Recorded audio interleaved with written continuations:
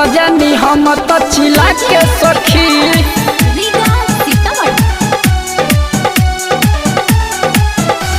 चिल्ला के सखी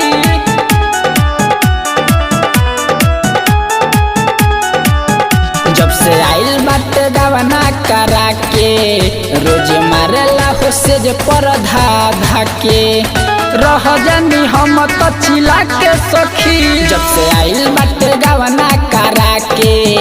रोज मारेला हो से जे परधा धाके नाही बतिया के माने मोर देहिया के खाने नाही बतिया के माने मोर देहिया के खाने रोज सुते फर्स खा के सखी फर्स खा के सखी जिया तो मारनी हुरा के सखी रह जानी हम तो चिल्ला के सखी से जिया तो मारनी हुरा के सखी रह जानी हम तो चिल्ला के सखी। चिल्ला के सखी रह जानी हम तो चिल्ला के सखी।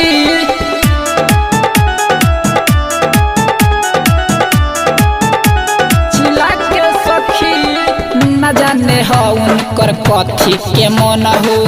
धरेला नाही करेला छाना छन हो हमरो भातार सखी धरे न दम हो पूरा उठा के करेला दाना दन हो रह जानी हम तो चिल्ला के सखी। न जाने हो उनकर कथी के मन हो धरेला नाही करेला छाना छन हो हमरो भातार सखी धरे न दम हो पूरा उठा के करेला दाना दन हो तो करे बड़ी अति हमरा देहिया के गति तो करे बड़ी अति हमरा देहिया के गति कब मारेला उठा के सखा के सखी से जिया तो मारने हुरा के सखी रह जानी हम तो चिल्ला के सखी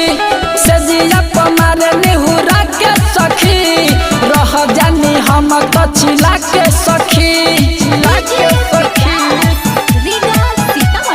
रह जानी हम तो चिल्ला के सखी।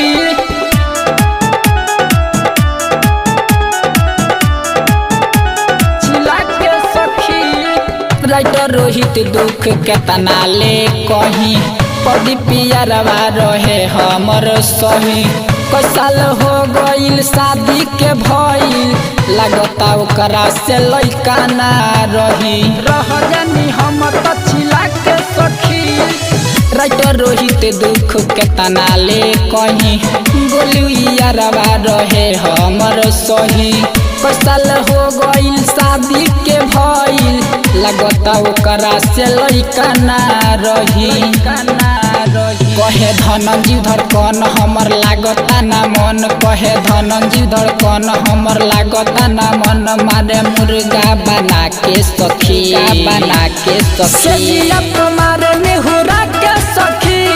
रह जानी हम तो चिल्ला के सखी।